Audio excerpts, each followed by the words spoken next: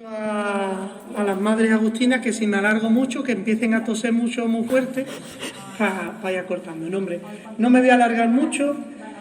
Sí que voy a hacer una introducción amplia. Hay un muy buen amigo mío que cada vez que me dice, espérate que te pongan antecedentes.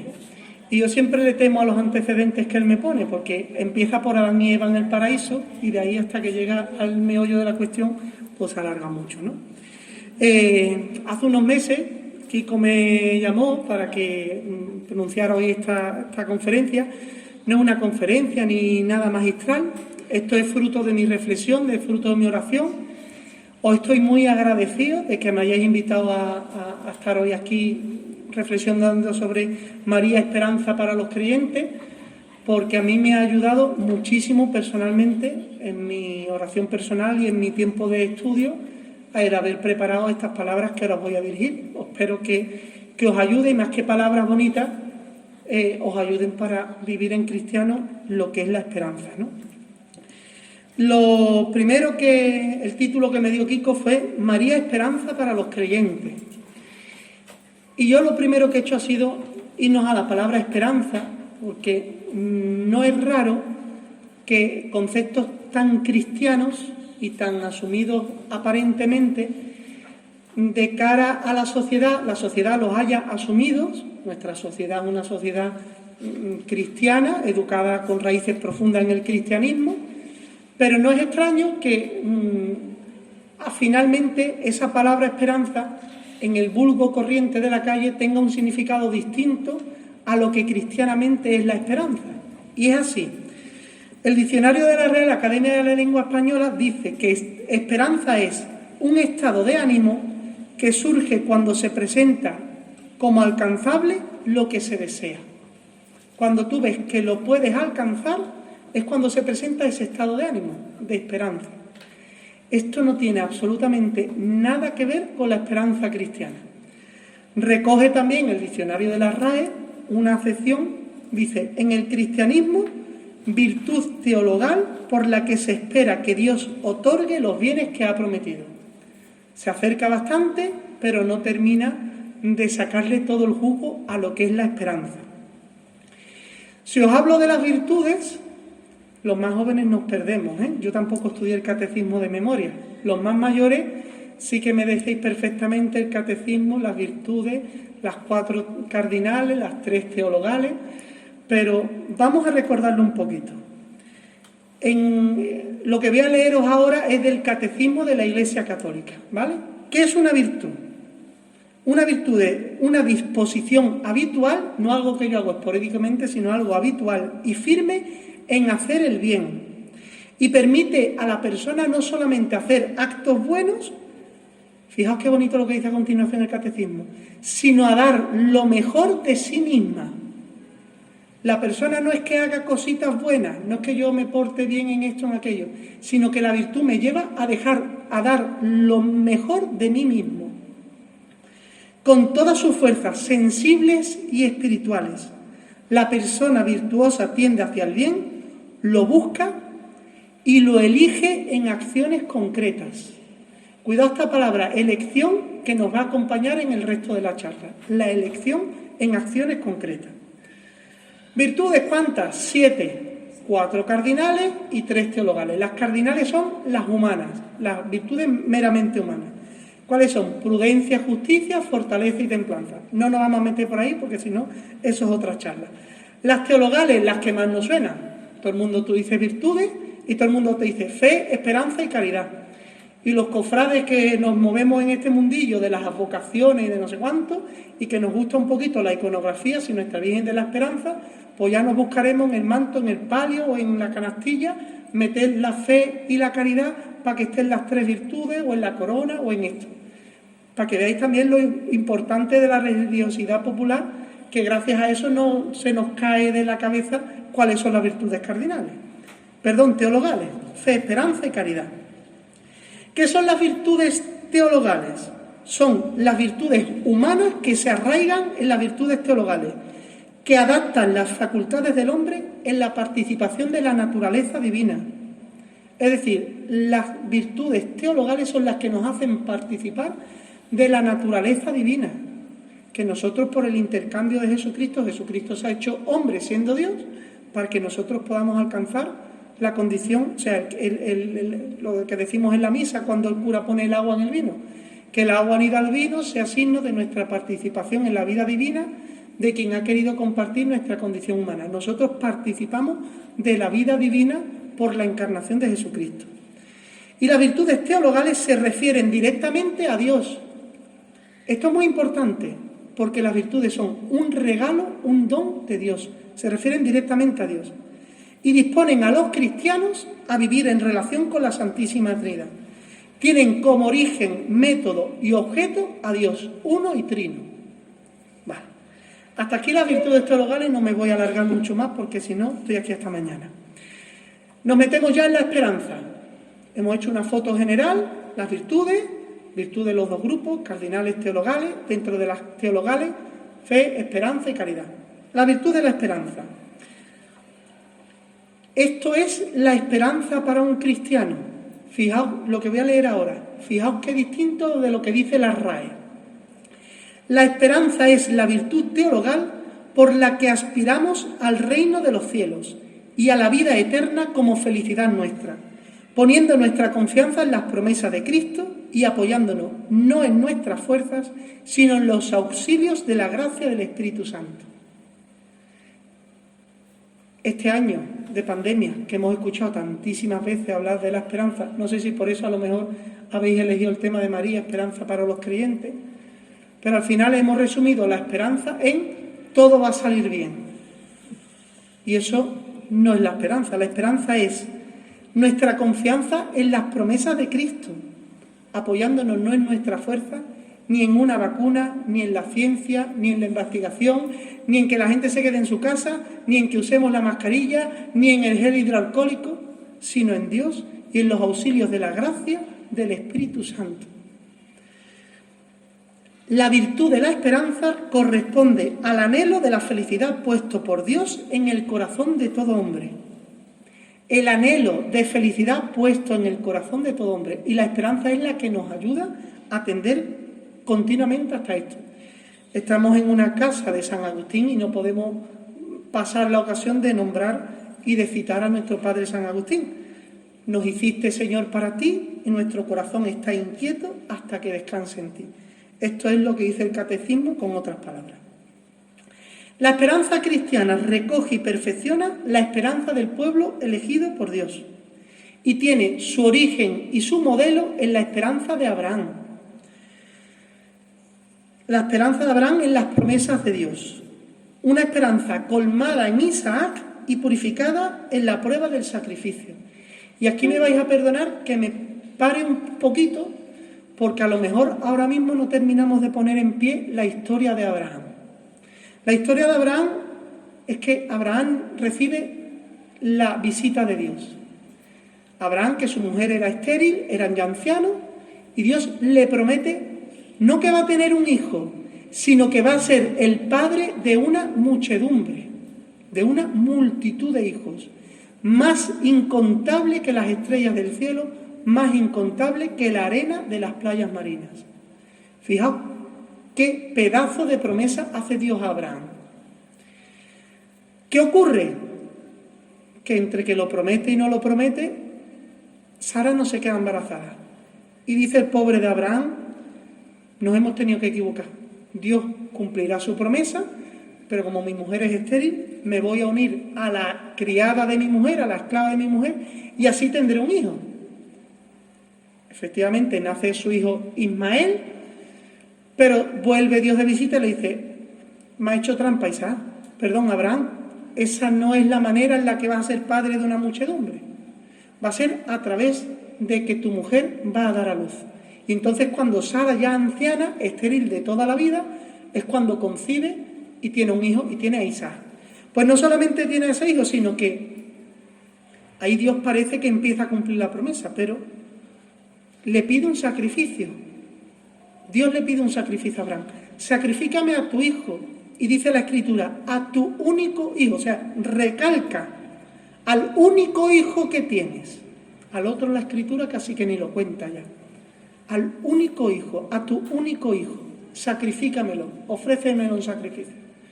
Y Abraham está dispuesto a ofrecer por obediencia, porque tenía una esperanza en la palabra del Señor. Fijaos, que ya aquí después lo diré más concienzudamente, pero la esperanza no se funda nunca en evidencias que se nos puedan presentar por delante, sino que la esperanza siempre está fundamentada en la promesa que Dios nos hace. Bien. La esperanza cristiana se manifiesta desde el principio de la predicación de Jesucristo, ya hemos dejado el Antiguo Testamento según el Catecismo, con la predicación de las bienaventuranzas. La bienaventuranza es la cosa más contradictoria del mundo. Bienaventurados los pobres, porque de ellos es el reino de los cielos. Bienaventurados los que lloran, porque serán consolados. Bienaventurados los que tienen hambre, porque serán saciados. Todo lo que nos hace infelices, Jesús en el Evangelio, en el Sermón de la Montaña, dice que felices aquellos que están por ese valle de sombra, por ese valle de tinieblas, por ese sufrimiento en su vida. Por eso ya aquí estamos viendo de que la esperanza tiene que ir unida de la mano a la fe, si no la esperanza no existe.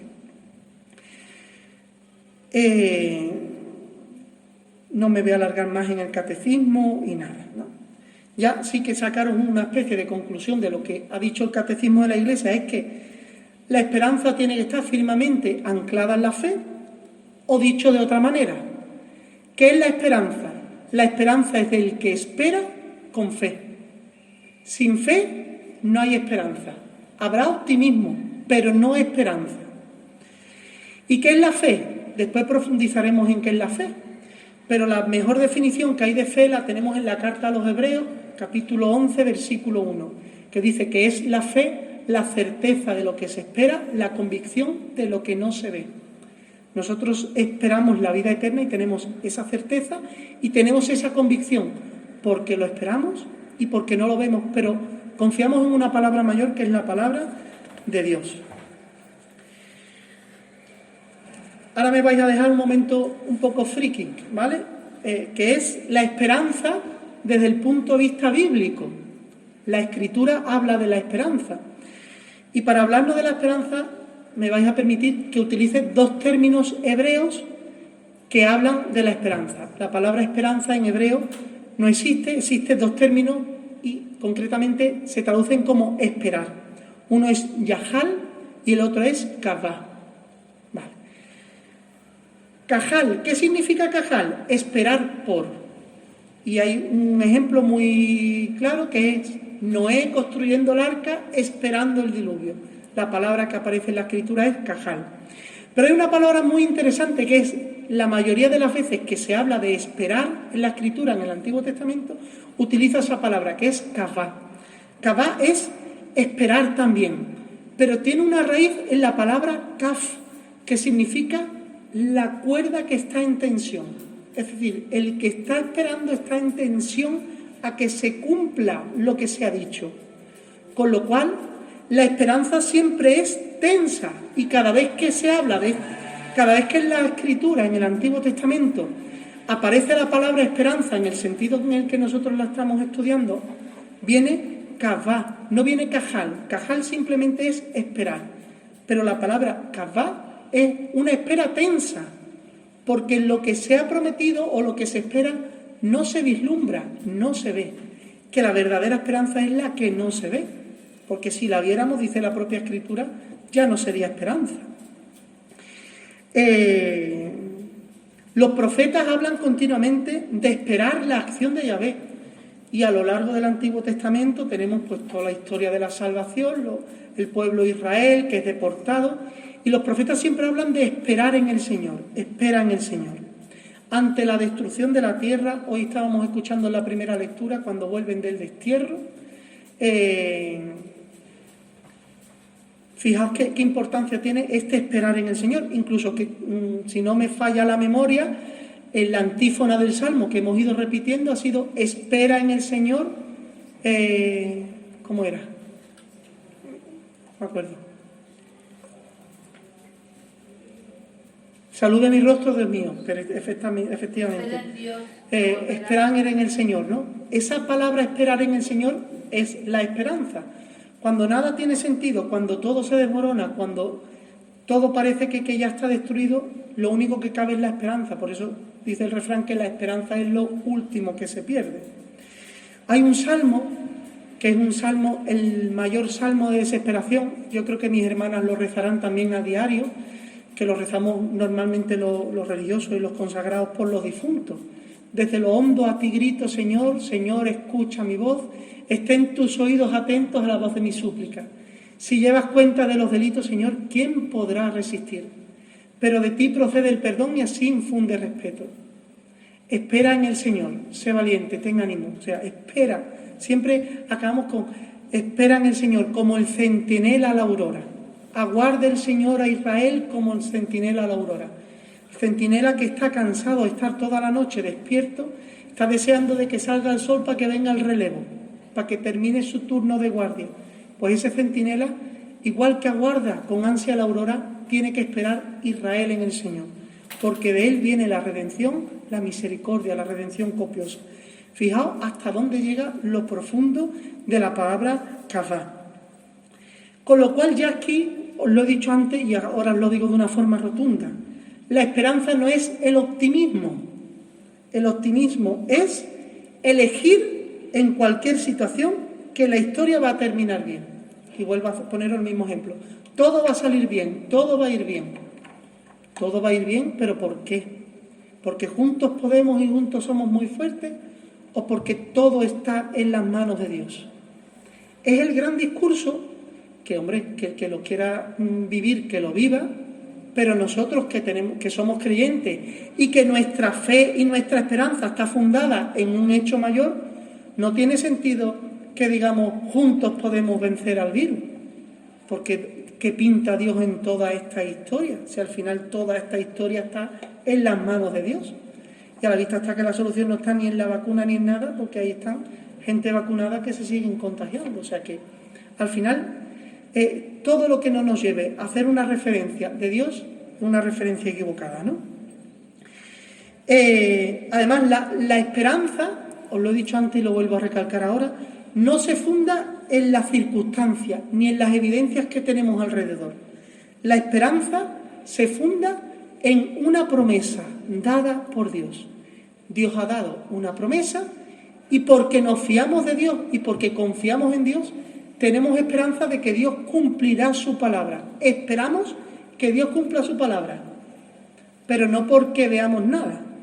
Si nos vamos al capítulo 11 de la carta a los Hebreos, que os he dicho antes, que habla de la fe, dice, por la fe Abraham engendró una gran muchedumbre, y por la fe los patriarcas no sé qué, y por la fe, hace como una especie de letanía de todo lo que por la fe se ha hecho. Y termina diciendo, por la fe todos estos murieron sin ver cumplida la promesa. Anda, Abraham, que es nuestro padre en la fe, padre del pueblo judío, padre del pueblo musulmán y padre del pueblo cristiano, más muchedumbre imposible, más incontable imposible. Fijaos, murió teniendo un solo hijo, no vio ni a sus nietos. Fijaos, pero él creyó y esperó en la promesa. Ahí es donde está la esperanza. No la fundamos en los hechos que vemos, sino en la fidelidad de Dios.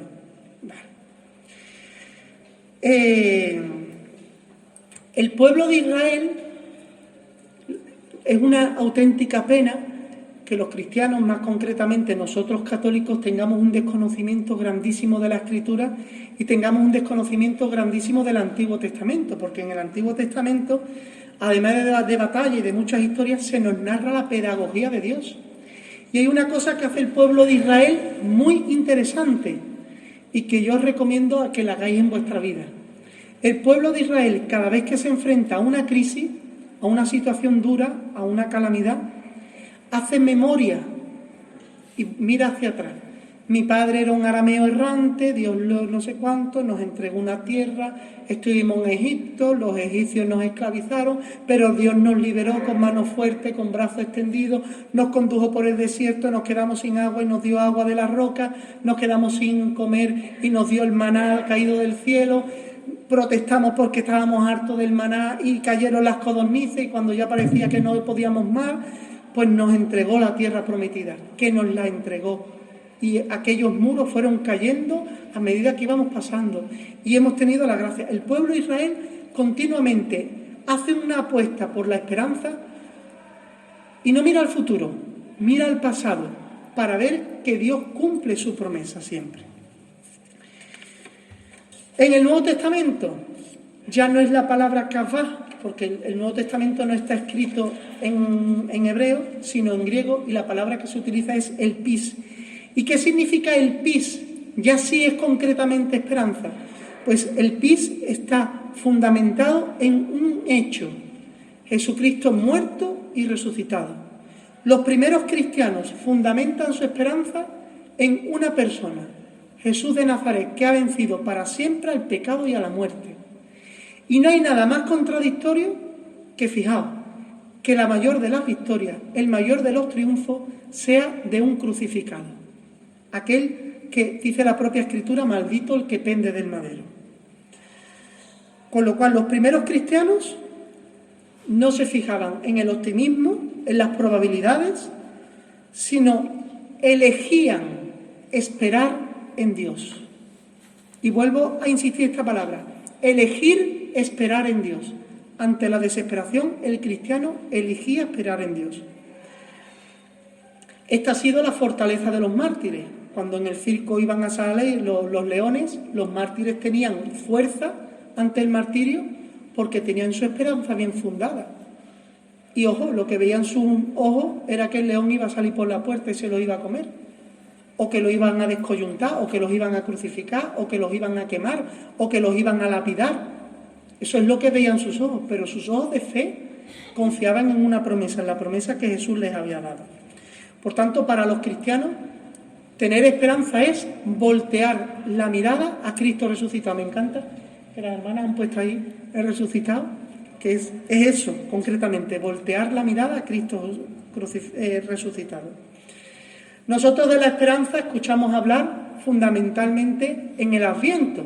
En el Adviento nos machacan con la esperanza. Esperamos la venida del Salvador, conmemoramos su venida hecho niño en Belén y nos anticipamos a su venida cuando vuelva glorioso sobre las nubes del cielo. Esa esperanza de la que se nos habla en el Adviento es esta esperanza cristiana. Pero cuidado que en el Adviento hay, además de la esperanza, otra expresión que va unida a la esperanza. La esperanza cristiana no es un esperar cruzado de brazos, sino una espera activa que sale al encuentro de aquel que viene. De ahí lo que San Juan Bautista nos repite una vez y otra: preparar el camino del Señor, allanar los senderos. Que no es ni más ni menos, la esperanza es aquello que el padre de la parábola del hijo pródigo hace cada día. No espera sentado en la silla a que vuelva su hijo, sino que cada día sale a otear el horizonte y en cuanto ve a su hijo volver, se echa al camino y le sale al encuentro. Nosotros, si tenemos nuestra esperanza firme, salimos al encuentro también del Señor. Hasta aquí la introducción. Perdonadme si me extendí un poquito, pero quería dejar claro qué significa la esperanza para el cristiano y os lo vuelvo a repetir. No es el optimismo ni es el curso de las probabilidades de que parece que la cosa va mejor, parece que ya tenemos la solución, parece que ya esto va encaminado, sino la confianza férrea en una palabra que nos ha dado el Señor. Ponemos nuestra mirada ya en la Virgen, porque la charla era María esperanza para los creyentes. Hasta ahora era aclarar qué era la esperanza. María es para nosotros un modelo de cristiana, de creyente. Ella es la primera y más excelsa discípula del Señor. Y ella es excelsa en todas las virtudes, pero vamos a ver la virtud de la esperanza, que es la que hoy nos tiene aquí. ¿Qué espera María? Pues evidentemente María espera, como una mujer creyente de su época, que Dios cumpla todas las promesas que ha hecho en el Antiguo Testamento. Pero concretamente hay un pasaje de la Escritura que nos podemos saber casi de memoria, que es el de la Anunciación, que es la promesa que Dios hace a la Virgen por boca del ángel Gabriel. Tenemos que leerla con mucho cuidado, porque ahí está la esperanza de María. Lucas 1, versículo 26. en adelante. Y dice la Escritura: al 6º mes envió Dios el ángel Gabriel a un pueblo de Galilea llamado Nazaret, a una virgen desposada con un hombre llamado José, de la casa de David. La virgen se llamaba María. Cuando el ángel entró, le dijo: alégrate, llena de gracia, el Señor está contigo. Ella se turbó ante estas palabras y se preguntaba qué significaba aquel saludo. El ángel le dijo: no temas, María, porque has hallado gracia delante de Dios. Vas a concebir en tu seno y a dar a luz un hijo, a quien le pondrás por nombre Jesús. Será grande, le llamarán Hijo del Altísimo. El Señor Dios le dará el trono de David, su padre, reinará sobre la casa de Jacob por los siglos, y su reino no tendrá fin. María respondió: ¿cómo será eso? Pues no conozco varón. El ángel le respondió: el Espíritu Santo vendrá sobre ti, y el poder del Altísimo te cubrirá con su sombra. Por eso, el que va a nacer le llamarán Hijo de Dios. Mira, también tu pariente Isabel ha concebido un hijo en su vejez, y ya está de 6 meses la que eran estéril, porque para Dios no hay nada imposible. María dijo: he aquí la esclava del Señor, hágase en mí según tu palabra. Y el ángel la dejó. Nosotros leemos este texto y nos pasa como en Semana Santa, que no terminamos de profundizar en el misterio de la pasión del Señor, porque como sabemos el final de la película, sabemos que al final Jesucristo vence, no somos capaces muchas veces de meternos de lleno en un prendimiento, en una flagelación, en un Jesucristo con la cruz a cuestas, en un Jesús despojado de sus vestiduras, crucificado, abandonado de todo en soledad, porque como sabemos que el final es un final feliz, parece que eso es como de mentira, ¿no? Como una obra de teatro. Y aquí estas palabras las leemos y pensamos, tenemos la gran tentación de pensar que la vida de la Virgen fue el cumplimiento pleno de esta promesa, que lo fue. Pero dejadme que os recalque unas palabras y que recorramos ahora la vida de María con estas palabras. Será grande, le llamarán Hijo del Altísimo. El Señor Dios le dará el trono de David su padre. Reinará sobre la casa de Jacob por los siglos de los siglos, y su reino no tendrá fin. Esta es la promesa que Dios da a la Virgen. Y María acoge la palabra, está dispuesta al plan de salvación. ¿Pero qué es lo que vivió María? Pues vamos a hacer un recorrido con ella. Ese que iba a ser grande, ese que iba a ser rey, ese que iba a ser Hijo del Altísimo, ese que iba a tener el trono y ese que iba a reinar sobre los siglos por los siglos, lo primero que es que no tiene ni un lugar donde nacer. Dice la Escritura que no había lugar para ellos en la posada. Sin embargo, el ángel prometió que sería grande, sería Hijo del Altísimo, que reinaría sobre la casa de Jacob. Fijaos qué contradictoria la promesa que ha hecho Dios de la realidad que viven José y María. Pero es que vamos todavía más. Bueno, ¿puede Dios haberse equivocado en el modo del nacimiento de Jesús? Podría pensar la Virgen eso.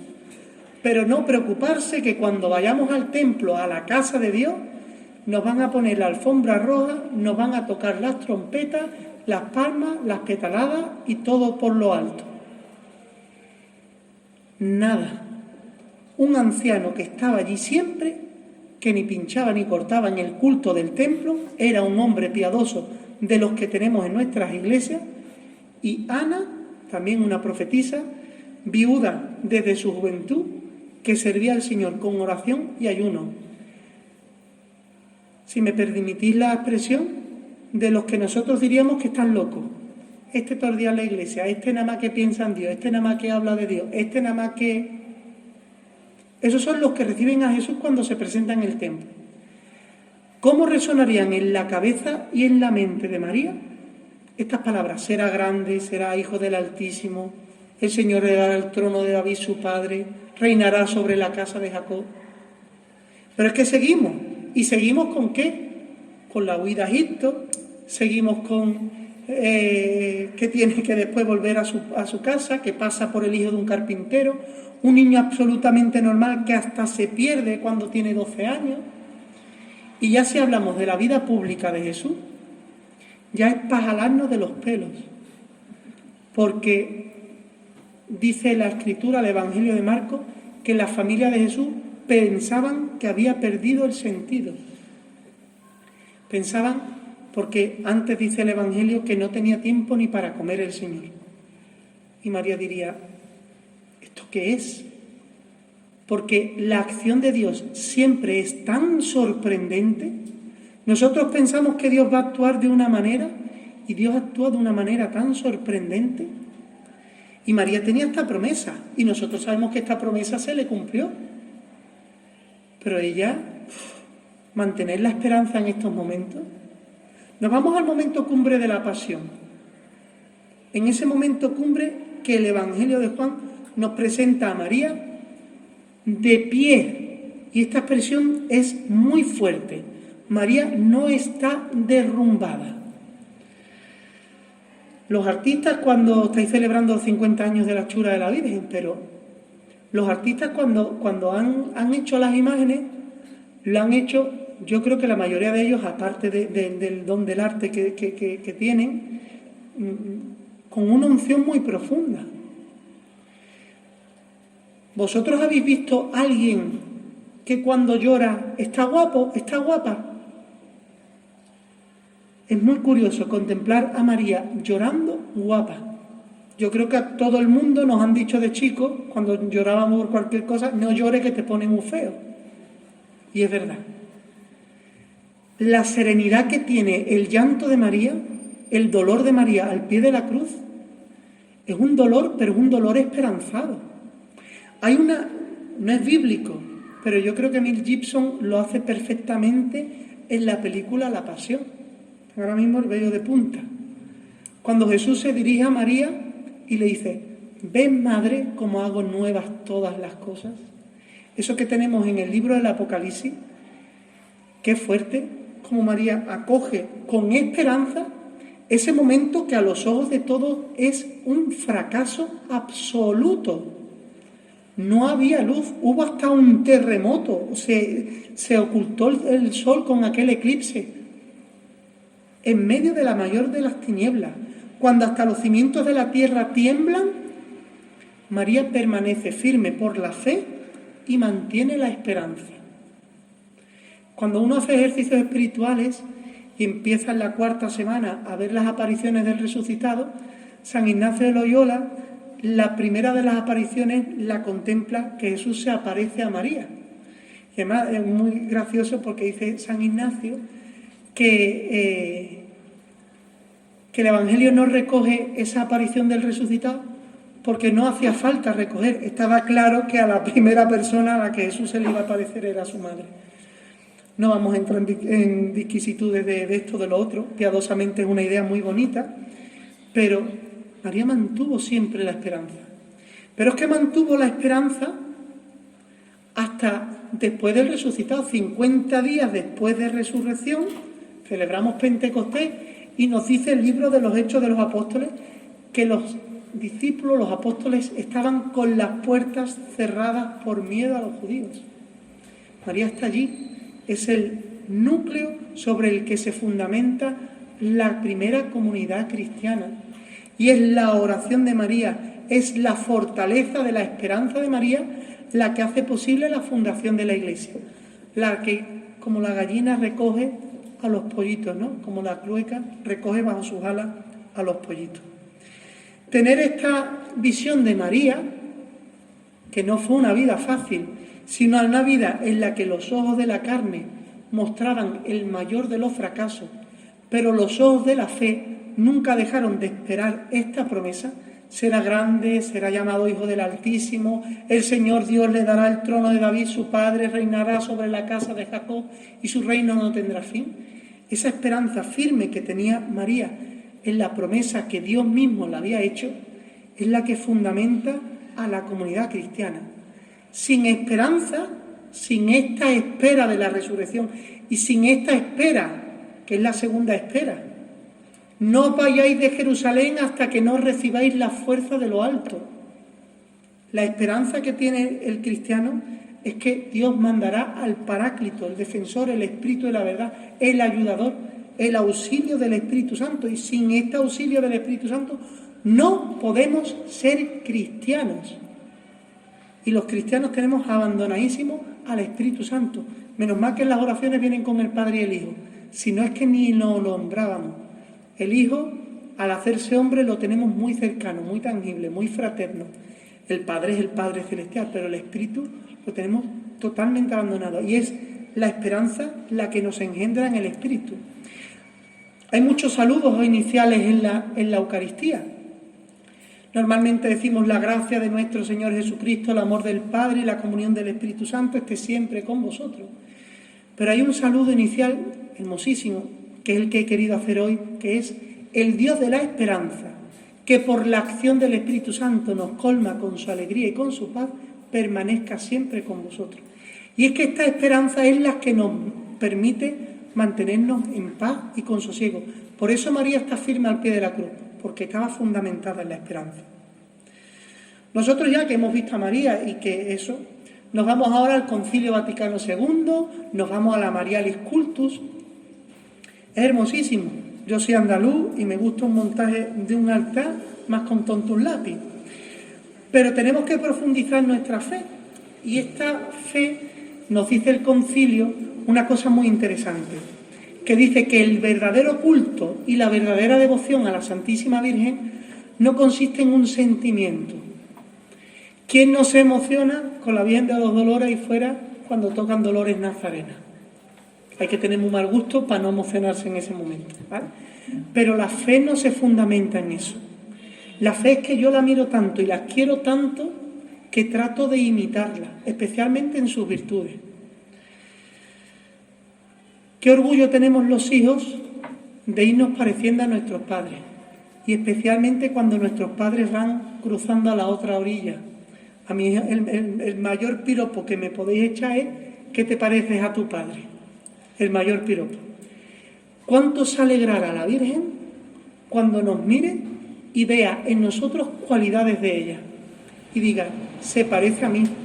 Y este hijo se parece a mí en la humildad, se parece a mí en la prudencia, se parece a mí en la fe, se parece a mí en la esperanza, se parece a mí.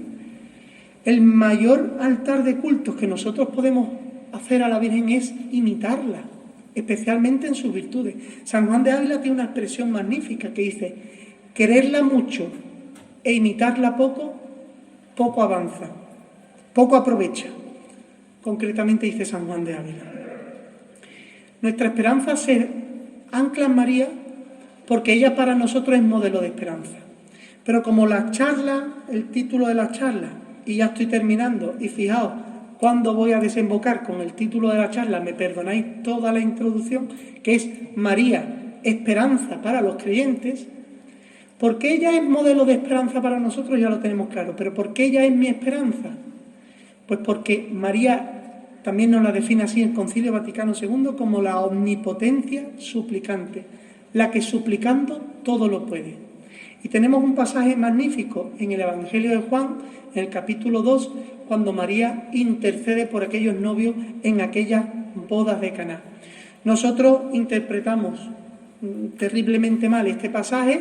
Nosotros lo único que pensamos es que María hace que la juerga se prolongue, y nos pasamos por alto pues toda la simbología de las tinajas de piedra que están agotadas, del agua convertida en vino, del vino bueno al final, y como al Señor al final le damos vinagre, que fino, que ha fermentado de otra manera.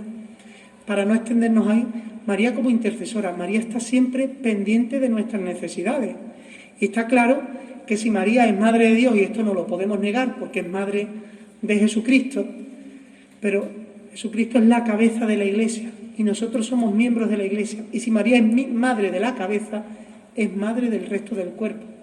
Por eso la podemos invocar como madre, y poner nuestra mirada en la Santísima Virgen es para nosotros una fuente de gran esperanza, de gran consuelo, porque no solamente lo que nosotros le podamos pedir como intercesora, sino lo que ella simplemente hará por su cuenta propia, por habernos tomado de su cuenta.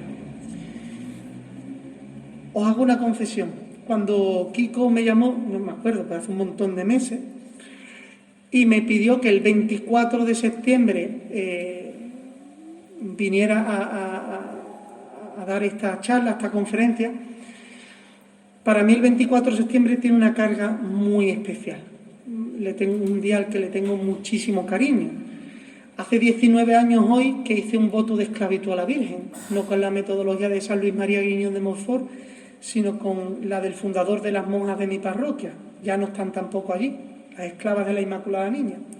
Y hoy me consagré por entero por María hace 19 años. Y le dije, todo para ti, todo por ti, todo contigo y todo en ti. Los 4 por, para, con y en. En María encontramos la mejor aliada para poder vivir nuestra vida cristiana. Si tú te acercas a un rato de oración y no sabes cómo rezar, además de pedir auxilio al Espíritu Santo, pedir auxilio a María, la esposa del Espíritu Santo, la madre de la Iglesia, la hija del Padre y la madre del Hijo. Ella nos va conduciendo por los caminos de la fe de un modo totalmente insospechado. Es curiosísimo cómo María acoge un papel maravilloso. Cuando yo era niño, yo era 800% mariano. Muchísimo. Yo siempre me confesaba de pecar contra el primer mandamiento. Hasta que un día mi cura me preguntó que por qué siempre me confesaba del primero, o qué quería yo decir cuando decía que no amaba a Dios sobre todas las cosas. Yo decía, es que yo a la Virgen la quiero mucho más que al Señor, muchísimo más. Lo tenía súper claro. Y aquel buen hombre me dijo, no tengas miedo en ese amor a la Virgen, no te vuelvas a confesar de esto, porque si tu amor a la Virgen es verdadero, ella misma te va a poner delante de su hijo y te va a decir, haced lo que él os diga. Y hubo un momento de mi historia en el que ese pasaje de la boda de Caná fue un revulsivo para mi vida. Y de todo el tiempo que os llevo hablando, se supone en una charla mariana estaba hablando del Señor, porque es que María te pone delante del Señor y ella asume un plano totalmente secundario, totalmente está, porque María está, pero pasa totalmente desapercibida, porque su papel es el de intercesora y el de ponerte delante de su hijo, hacer lo que él os diga. Pero es que hay una cosa hermosísima también, que en el momento del sufrimiento, cuando uno está crucificado con Cristo, uno escucha de labios del Señor, ahí tienes a tu madre. La madre te lleva al hijo, pero el hijo te lleva a la madre. Y esta es la esperanza que tenemos los creyentes, que nunca nos faltará una mano paterna que nos cuide y nos cobije, pero tampoco nos faltará los mimos de una madre. Y la historia y la tradición de la Iglesia ha ido siempre en tensión entre el hijo que te lleva a la madre y la madre que te lleva al hijo. Por eso nadie duda de la intercesión de María, aunque la carta a los hebreos diga que el único intercesor es Cristo. Está claro, pero María intercede, por supuestísimo que intercede. Hay una oración que está profundamente arraigada en la tradición cristiana, que es de San Bernardo, que es el acordado. Acordaos, oh piadosísima Virgen María, que jamás se ha oído decir que ninguno de los que ha acudido a vuestra protección, implorando vuestro socorro y reclamando vuestros remedios, haya sido abandonado de ti. Animado con esta confianza, o sea, dicho con las palabras de hoy, esperanzado en estas palabras, a ti también acudo. Y aunque gimiendo bajo el peso de mis pecados, me atrevo a comparecer ante tu presencia. No deseches las súplicas de los que te dirigimos, ¿no? Decimos en otra oración. Y muy curioso para que veamos cómo el Papa Francisco en este año de pandemia, en la oración que nos mandó orar por el fin de la pandemia, era una oración no dirigida a Dios, sino dirigida a María. Salud del pueblo romano, dice, y después todo el mundo la hemos adoptado con la vocación que tenemos más cerca, ¿no? Pero como María, salud de los enfermos. Y como ella, por eso, poner nuestra mirada en ella es poner justamente la mirada en el Señor, porque ella nos va a llevar de la mano. Pero es verdad que muchas veces nos cuesta, por lo madreros que seamos, porque somos andaluces y la Virgen tiene una presencia especial en nuestra tierra, en nuestra historia, porque lo hemos mamado desde chicos, es lo que nos han ido diciendo. A los que nos han criado, pues mientras que nos vestían recitando el bendita sea tu pureza, eso lo tenemos grabado a fuego, que mi día a día se consagraba a la Virgen, y mi madre y mi abuela me ponían la ropa de bendita sea tu pureza y eternamente lo sea, y yo balbuceando, pues ya hacía esa oración, siempre a la Virgen, pero ella te lleva de la mano al Señor. Detrás de toda esta historia, a mí me gustaría daros motivos de esperanza, esperando con María, creyente y orante con ella. A mí es un capítulo de la Escritura, el capítulo 8 de la carta a los Romanos, que me ha ayudado siempre muchísimo, y que si tenéis ganas de hacer un rato de oración y de fundamentar fuertemente vuestra esperanza, yo os invito a que hagáis de él un centro de oración en vuestra vida. Y es que hay versículos fortísimos, pero hay uno que nos habla de la esperanza. Dice el versículo 15: los sufrimientos del momento presente no son nada en comparación con la gloria que un día se nos manifestará. He dicho varias veces la palabra elección, y la esperanza, aun siendo una virtud de Dios, aun siendo un regalo que Dios nos da, como decía nuestro anterior obispo, don Antonio, don y tarea. Si tú eliges protestar y quejarte en un momento de sufrimiento, al final lo único que acabarás será cada vez más hundido. Es lo que modernamente se llama depresión. Pero si tú en un momento profundo de sufrimiento, tú empiezas a proclamar con fe las promesas en las que esperas, aquello que te ha regalado el Señor. Lo que pasa que, vuelvo a repetir, por desgracia los católicos, la Biblia, si la tenemos cogiendo polvo y no sabemos lo que aquí Dios nos ha dicho. Y aquí se nos dice: para aquellos que aman al Señor, todo concurre para su bien. Todo es para el bien de los que aman al Señor. O en otro momento, también del capítulo 8 de la carta a los Romanos: ¿quién nos separará del amor de Dios? La angustia, la desnudez, el peligro, la espada, la enfermedad. Dice: en todo esto vencemos fácilmente por aquel que nos ha amado. Y dice la carta a los Romanos en el capítulo 8: pues yo digo que ni altura, ni profundidad, ni criatura alguna podrá separarnos del amor de Dios. Si tú en el momento del sufrimiento, de una enfermedad, de un paro, de que te están injuriando, sea lo que sea la cruz, el sufrimiento que tú tengas en ese momento, tú decides, en vez de quejarte, decides volver tu mirada a aquel que cuando parecía que estaba vencido, era lo contrario, estaba venciendo. Como decía antes cuando hablamos del Nuevo Testamento, que la esperanza cristiana es voltear el rostro a Cristo resucitado, y tú proclamas con fe que para aquellos que aman al Señor todo concurre para su bien, y que lo que te está ocurriendo en ese momento es para tu bien, aunque no lo veas. Y esto no es un optimismo, esto es profundizar y afianzar nuestra fe en las promesas que Dios nos ha dado, que no permitirá que ninguno de nosotros se pierda. Como dice el Evangelio: ni uno de vuestros cabellos se cae sin que Dios lo permita. Igual que Dios viste a las flores del campo y da de comer a los pajarillos que ni tejen, ni hilan, ni tienen granero, ni siembran, ¿no hará con mucho más con vosotros, hombres y mujeres de poca fe? Por eso, en el momento de angustia, de sufrimiento, nuestra es la elección. Yo elijo tener esperanza y yo elijo proclamar las promesas que Dios ha hecho. Porque a lo largo de mi historia, si yo hago como el pueblo de Israel un poco de historia de salvación, a mí Dios no me sacó de Egipto, yo no era esclavo en Egipto, pero tenía otro tipo de esclavitudes. Cuando trataba de escapar de esa esclavitud, no tenía el mar Rojo por delante, pero había otros tipos de impedimentos que Dios fue derribando. Y en medio del desierto, en medio de la soledad, en medio de la prueba, en medio de la tentación, Dios me ha ido conduciendo y me ha ido dando siempre de lo que he ido necesitando. El maná, las codornices, el agua de la roca. Y Dios me ha conducido a una tierra buena que emana leche y miel, y me ha asentado, y me la ha vuelto a dar, y ha hecho alianza una y otra vez conmigo.